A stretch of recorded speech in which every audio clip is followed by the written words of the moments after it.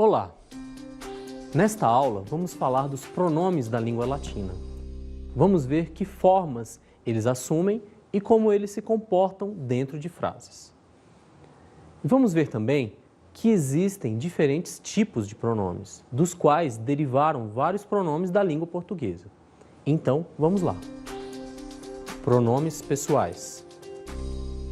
Um primeiro tipo de pronome muito importante é o chamado pronome pessoal, que, grosso modo, corresponde aos nossos pronomes pessoais.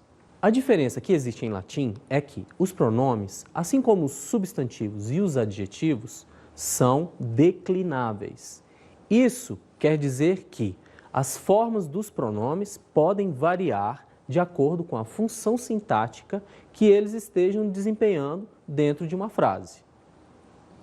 Então, sabendo disso, vejamos quais são os pronomes pessoais do latim e quais formas eles assumem em cada caso. Na primeira pessoa, no singular, nós temos no nominativo ego, no acusativo me, no genitivo mei, no dativo mihi ou mi e o ablativo me. E no plural, na primeira pessoa, nós temos nos, no nominativo, no acusativo nos também, no genitivo nostrum ou nostri e no dativo nobis, como o ablativo nobis também. Depois, na segunda pessoa, no singular, nós temos tu no nominativo, te no acusativo, tui no genitivo, tibi no dativo e te no ablativo singular, né? Depois, no plural, na segunda pessoa, nós temos vos no nominativo, vos no acusativo também, no genitivo vestrum ou vestri e no dativo vobis e no ablativo vobis também. Na terceira pessoa, no singular e no plural, nós não temos uma forma para o nominativo, mas no acusativo nós temos se, no genitivo sui, no dativo sibi e no ablativo se. Sobre os pronomes pessoais, é importante frisar alguns aspectos. Em primeiro lugar, é preciso dizer que, em latim, os pronomes pessoais não são usados da mesma maneira como em português. Em latim, a forma verbal conjugada já nos dá a informação necessária para sabermos quem é o sujeito. Nesta frase, por exemplo, servum habeo, que significa eu tenho um escravo. Aqui, o sujeito ego não está explícito, porque os antigos romanos não sentiam que era necessário colocar o pronome pessoal nesse tipo de construção. Mas, nesta outra frase, ego servum habeo, a presença do pronome pessoal modifica o significado, enfatizando o sujeito. Assim, a sua tradução fica, sou eu que tenho um escravo, ou eu mesmo tenho um escravo. Então, nessa segunda frase, a ênfase ou o foco está no sujeito e a presença do pronome pessoal tem essa função. Outra observação importante. Em latim, não existe uma forma específica para os pronomes pessoais de terceira pessoa, que corresponderiam aos nossos ele, ela, eles, elas. Essa função será exercida por pronomes demonstrativos que nós veremos em seguida. As formas de pronomes pessoais de terceira pessoa que nós encontramos em latim desempenharão a função dos nossos pronomes reflexivos, que estarão sempre ligados ao sujeito do verbo, que pede o uso do pronome, como nesta frase, Dominus se videt, ou seja, o Senhor vê a si mesmo, ou o Senhor se vê. A tradução dessa frase muda se nós trocarmos o se por um pronome demonstrativo. Dominus eum videt, ou seja, o Senhor vê ele, numa forma assim meio que foge um pouco da gramática normativa. Ou, melhorando a tradução, o Senhor o vê. Nessa segunda frase, o ele se refere a outra pessoa, que não é o Senhor, e é representada pelo pronome eum, que veremos em seguida. Vejamos agora os pronomes possessivos. Os pronomes possessivos do latim lembram muito os nossos pronomes possessivos, meu, teu, nosso, vosso. Porém, é bom lembrar A diferença está no fato de que eles se declinam, né, como qualquer nome.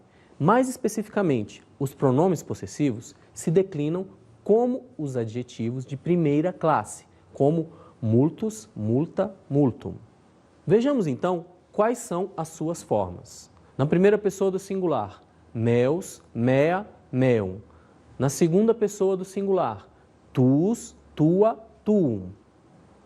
Na primeira pessoa do plural, noster, nostra, nostrum, né, que tem o tema nostra. Depois, na segunda pessoa do plural, vester, vestra, vestrum, que tem esse tema vestre. E o reflexivo de terceira pessoa, no singular e no plural, fica suus, sua, suum. Sobre os pronomes possessivos, é importante dizer o seguinte: os pronomes possessivos do latim funcionam de maneira bastante similar aos pronomes possessivos do português. Por isso, eles podem exercer ora a função de um adjetivo, né, como na expressão servus meus, né, que quer dizer o meu servo. Ora, eles desempenham a função de um substantivo, quando estão em posição isolada, né? Por exemplo, meus, que quer dizer o meu, né? O vocativo de meus, que é masculino singular, é a forma irregular mi.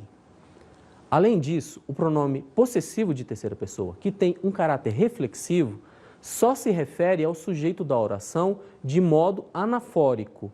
Isso quer dizer que suus, sua, suum só aparecerão em frases onde o sujeito já tenha aparecido antes, como neste exemplo.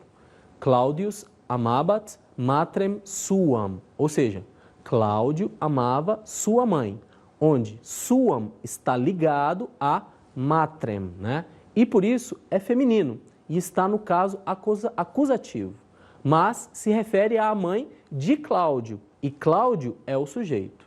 Por isso, suam é chamado de anafórico, porque ele se refere a algo que veio antes. Vejamos agora os pronomes interrogativos e indefinidos. Os pronomes interrogativos e indefinidos em latim são os seguintes. No singular, no masculino, no nominativo, nós temos qui, quis, no acusativo, quem, no genitivo, cuius, no dativo, cui, no ablativo, quo. No feminino, nós temos no nominativo, quae, quis, no acusativo, quam, no genitivo, cuius, no dativo, cui, no ablativo, qua. Depois, no neutro, no nominativo, quod ou quid. No acusativo, quod ou quid também. No genitivo, cuius, no dativo, cui, e no ablativo, quo. Depois, no plural, no masculino, no nominativo, qui, no acusativo, quos, no genitivo, quorum, no dativo, quibus e no ablativo, quibus também. No feminino, quae, no nominativo, no acusativo, quas, no genitivo, quarum, no dativo e no ablativo, quibus. Depois, no neutro, no nominativo, quae, no acusativo, quae também, no genitivo, quorum, e no dativo e no ablativo, no plural, quibus. Todas as formas que estão em preto no quadro podem ser pronomes interrogativos, adjetivos ou substantivos. Por outro lado, as formas que estão em azul são predominantemente adjetivas e as formas que estão em vermelho são substantivas, na maioria das vezes. Adiante, nós veremos alguns exemplos de suas aplicações. Essas formas são traduzidas pelos nossos pronomes quem, que e qual, quando usados em frases interrogativas. Mas esses pronomes também podem ser traduzidos como pronomes indefinidos, como os nossos alguém e algum. Por isso, eles são estudados conjuntamente.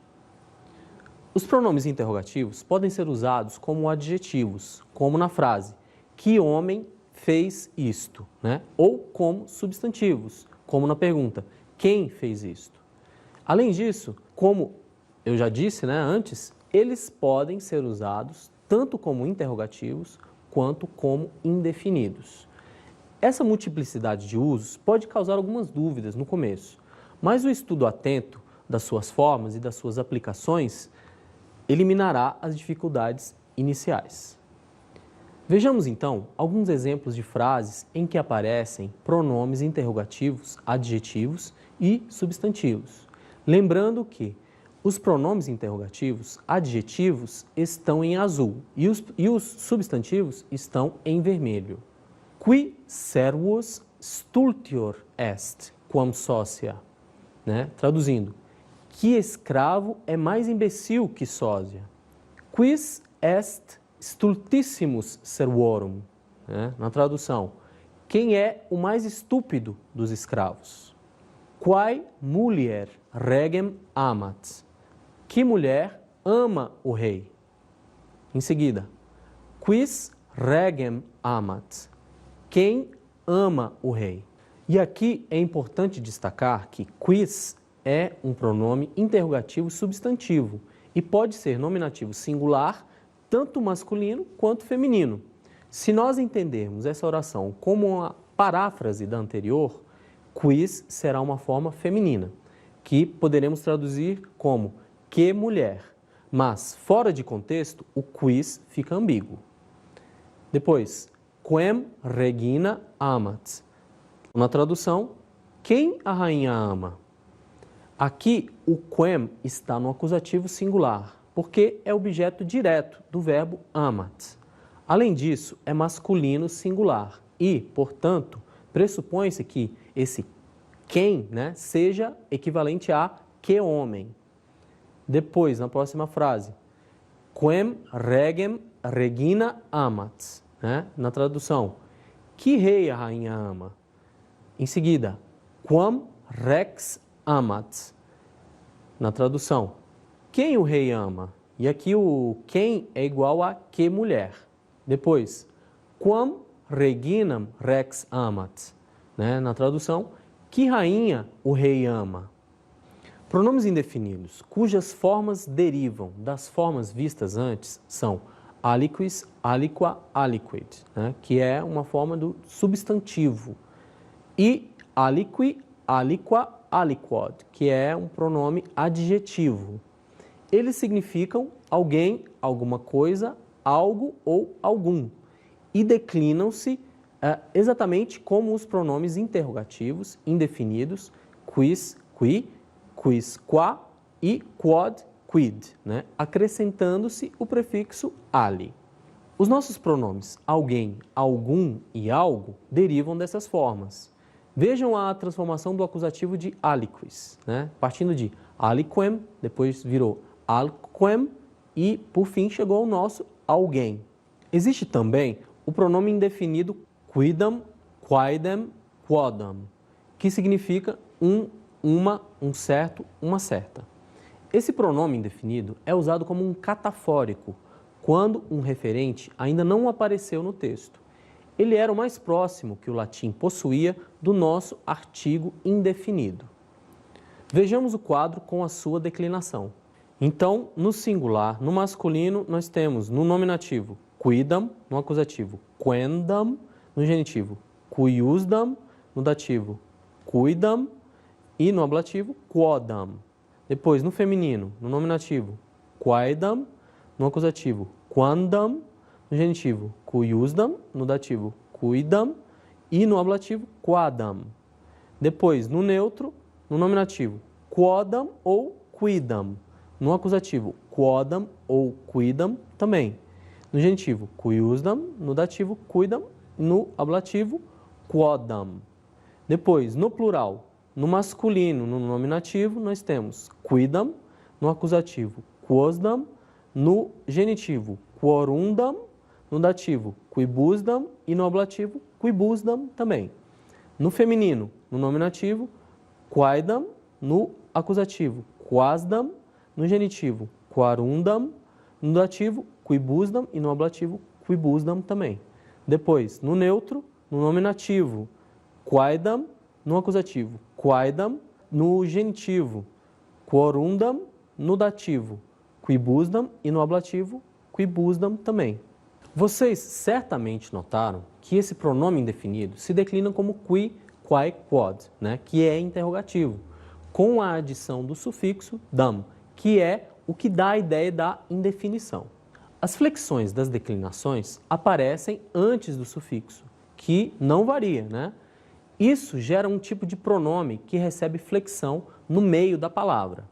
Por isso, por exemplo, a mudança fonética do tipo quem, quendam, né? Porque o M se torna N antes de D.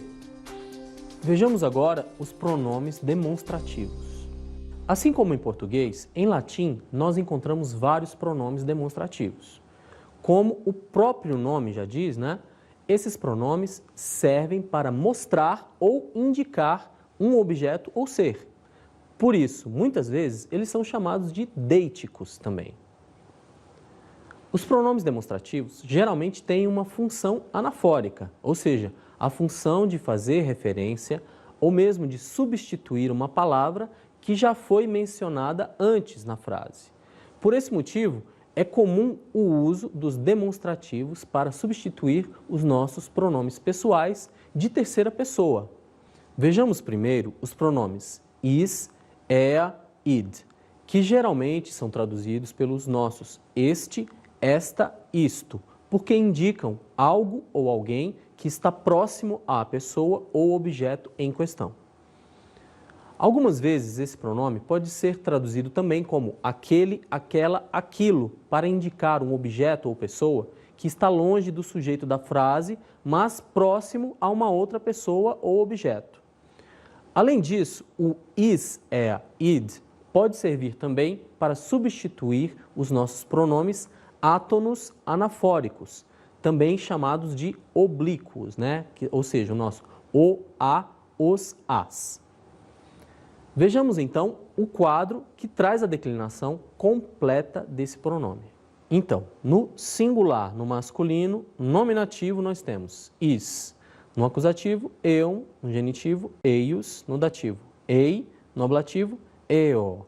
Depois, no feminino, no nominativo, nós temos ea, no acusativo, eam, no genitivo, eius, no dativo, ei, no ablativo, ea. Em seguida, no neutro, no nominativo, id, no acusativo, id também, no genitivo, eius, no dativo, ei, e no ablativo, eo. Depois, no plural, no masculino, no nominativo, nós temos ei ou i, no acusativo, eos, no genitivo, eorum, e no dativo, eis ou is, e no ablativo, a mesma coisa, eis ou is. Depois, no feminino, no nominativo, eae, no acusativo, eas, no genitivo, earum, no dativo, eis ou is, e no ablativo, eis ou is também. Em seguida, no neutro, no nominativo, ea, no acusativo, ea, no genitivo, eorum, depois no dativo, eis ou is, e no ablativo, eis ou is também. Os pronomes demonstrativos, assim como os outros dos quais nós já falamos, podem funcionar como um adjetivo, quando aparecem junto a um nome, ou como um substantivo, quando aparecem isolados. Vejamos agora a declinação do pronome hic, haec, hoc, que está mais próximo do nosso este, esta, isto. Neste quadro, vocês podem observar a declinação completa deste pronome. Então vejamos como fica. No singular, no masculino, no nominativo nós temos hic, né? No acusativo, hunc, no genitivo, huius, no dativo, huic, no ablativo, hoc. Depois no feminino, no nominativo, haec, no acusativo, hanc, no genitivo, huius, no dativo, huic, no ablativo, hac. Depois no neutro, no nominativo, hoc, no acusativo, hoc, no genitivo, huius, no dativo, huic, e no ablativo, hoc, né, como tem a mesma forma lá das outras formas do nominativo e do acusativo. Depois, no plural, no masculino, no nominativo, nós temos ri, no acusativo, ros, no genitivo, horum, no dativo, ris e no ablativo, ris. No feminino, hai, no nominativo, no acusativo, ras, no genitivo, harum, no dativo, ris e no ablativo, ris também. No neutro, nós temos no nominativo, haec, no acusativo, haec também, no genitivo, horum e no dativo, ris no ablativo, ris também. Esse pronome, como o is é a id, pode funcionar como um demonstrativo para indicar coisas ou pessoas próximas do sujeito, ou como um anafórico de terceira pessoa. Os dois pronomes, quando estão em construções onde há vários antecedentes, se referem ao antecedente que estiver mais próximo. Em oposição, um primeiro termo que apareceu antes será indicado pelo pronome ile, ila, ilud, que veremos mais adiante. Vejamos agora um outro pronome demonstrativo que também serve para indicar algo ou alguém que está próximo do emissor. Iste, ista, istud. Vejam como fica a declinação. No singular, no masculino, no nominativo, nós temos iste, no acusativo, istum, no genitivo, istius, no dativo, isti, no ablativo, isto. Depois, no feminino, no nominativo, ista, no acusativo, istam, no genitivo, istius, no dativo, isti e no ablativo, ista. Depois, no neutro, no nominativo, istud, no acusativo, istud, no genitivo, istius, no dativo, isti e no ablativo, isto. Em seguida, no plural, no masculino, no nominativo, nós temos isti, no acusativo, istos, no genitivo, istorum, no dativo, istis, no ablativo, istis. No feminino, no nominativo, istai, no acusativo, istas, no genitivo, istarum, no dativo, istis, no ablativo, istis também. E no neutro, no nominativo, ista, no acusativo, ista, no genitivo, istorum, no dativo, istis e no ablativo, istis, mais uma vez igual. Esses três pronomes que nós acabamos de ver, de modo geral, indicam algo ou alguém que está próximo, especialmente de quem fala ou de algo que o falante quer mostrar. Agora vejamos o pronome que indica algo ou alguém que está distante, que é ile, ila, ilud, que é traduzido como aquele, aquela, aquilo. Vejam o quadro. No singular, no masculino, no nominativo, nós temos ile no acusativo, ilum no genitivo, ilius no dativo, ili no ablativo, ilo. No feminino, no nominativo, ila no acusativo, ilam no genitivo, ilius no dativo, ili no ablativo, ila. Depois, no neutro, no nominativo, nós temos ilud no acusativo, ilud no genitivo, ilius no dativo, ili e no ablativo, ilo. No plural, no masculino, no nominativo, nós temos ili no acusativo, ilos no genitivo, ilorum no dativo, ilis e no ablativo, ilis. No feminino, no nominativo, ilai, no acusativo, ilas, no genitivo, ilarum, no dativo, ilis e no ablativo, ilis também. E no neutro, no nominativo, ila, no acusativo, ila, no genitivo, ilorum, no dativo, ilis e no ablativo, ilis também. Como eu já disse, esse pronome costuma ser usado para indicar um objeto ou uma pessoa que está distante de quem fala. Mas esse objeto, distante de quem fala, pode estar perto de alguém que está distante em relação ao falante. Além disso, esse pronome pode ser usado como um anafórico, indicando um primeiro antecedente que está mais distante, numa frase em que haja vários antecedentes. Vejamos alguns exemplos de frases para que tudo isso fique mais claro. No primeiro exemplo, is eam amat, que quer dizer ele a ama, e a gente poderia traduzir também como este homem ama esta mulher. No segundo exemplo, is homo eam mulierem amat, e aí em português fica este homem ama esta mulher. Um terceiro exemplo, ille servus est. Aquele, no sentido de aquele homem é um escravo.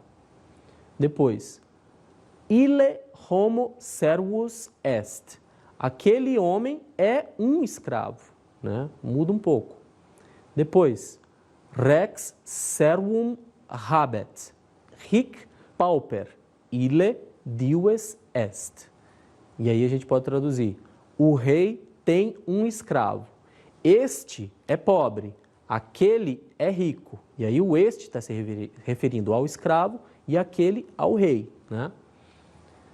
Na primeira e na terceira frases, o pronome demonstrativo aparece isolado e tem o valor de um substantivo. Na segunda e na quarta frases, o demonstrativo está modificando o substantivo e, por isso, funciona como um adjetivo.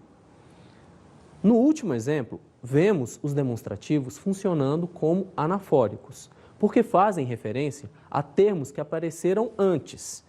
Hic se refere ao termo que está mais próximo, que é servum, e ille remete ao termo que está mais distante, que é rex. Vejamos agora os pronomes relativos.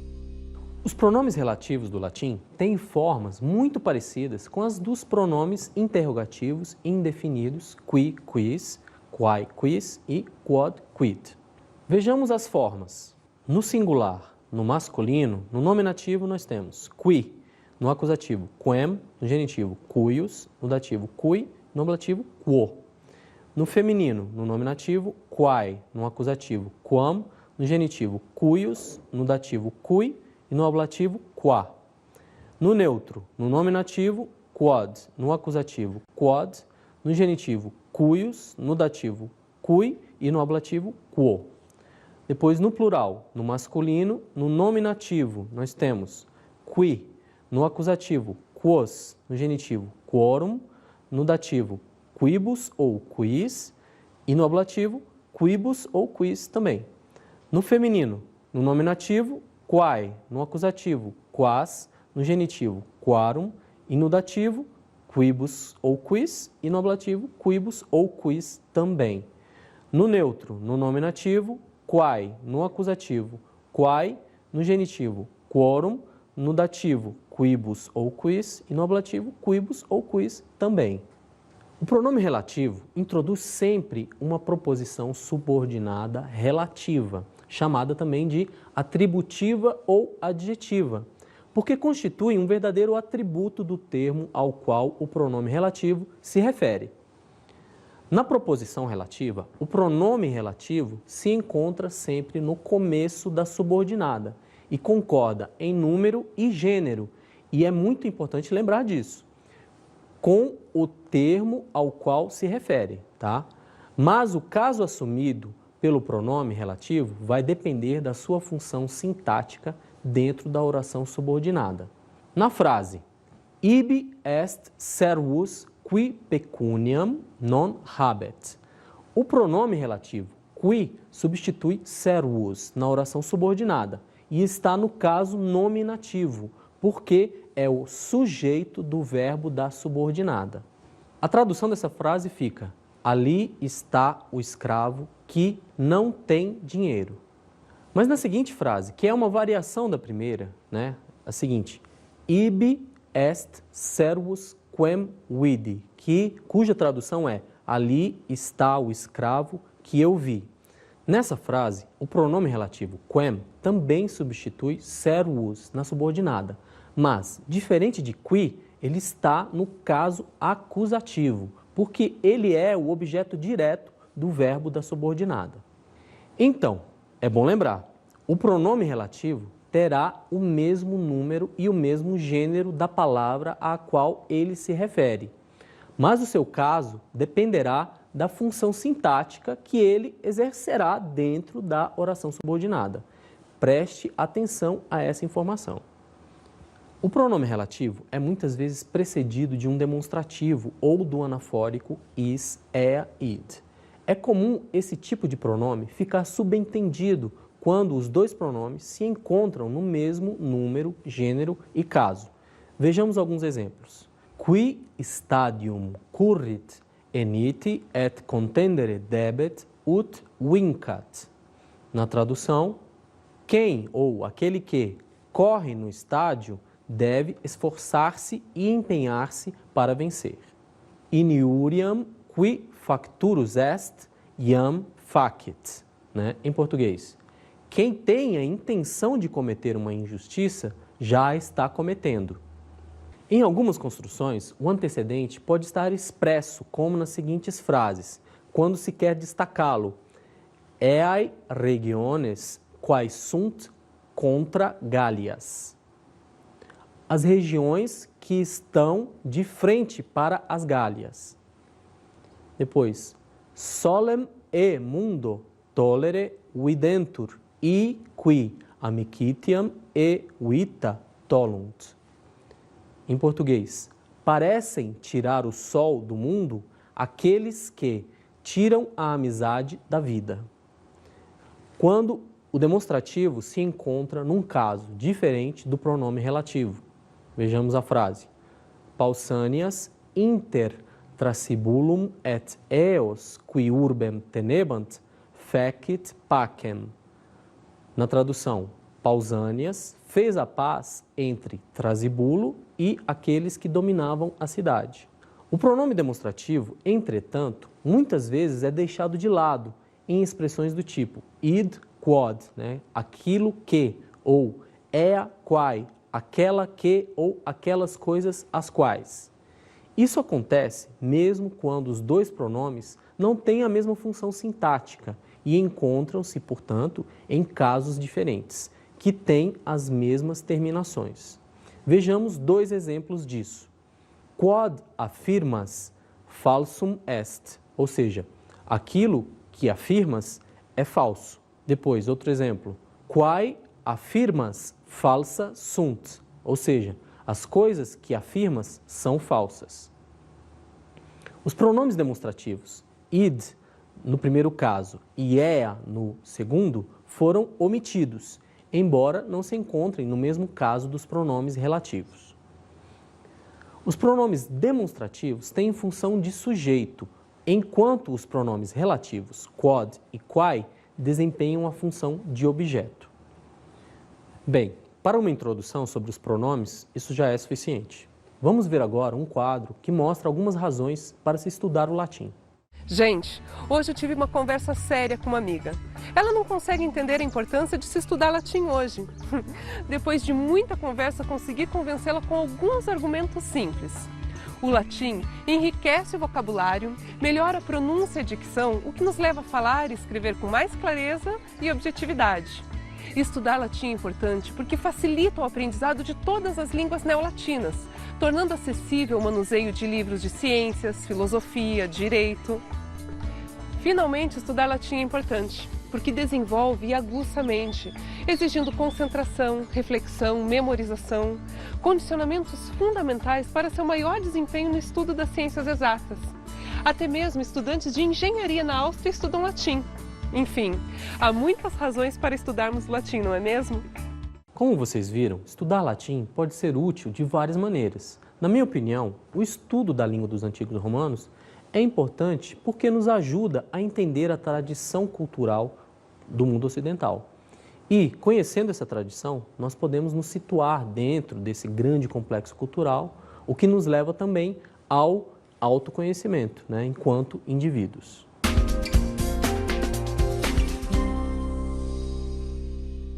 Consultem gramáticas de português e estudem o uso dos pronomes na nossa língua. Depois comparem com o uso dos pronomes do latim. Vocês verão que a aplicação dessa classe de palavras não muda muito nas duas línguas. A diferença está no fato de que, em latim, os pronomes são declináveis e podem assumir formas diferentes dependendo da função sintática que eles exercem dentro das frases. Prestem atenção a isso e continuem consultando dicionários e gramáticas de latim.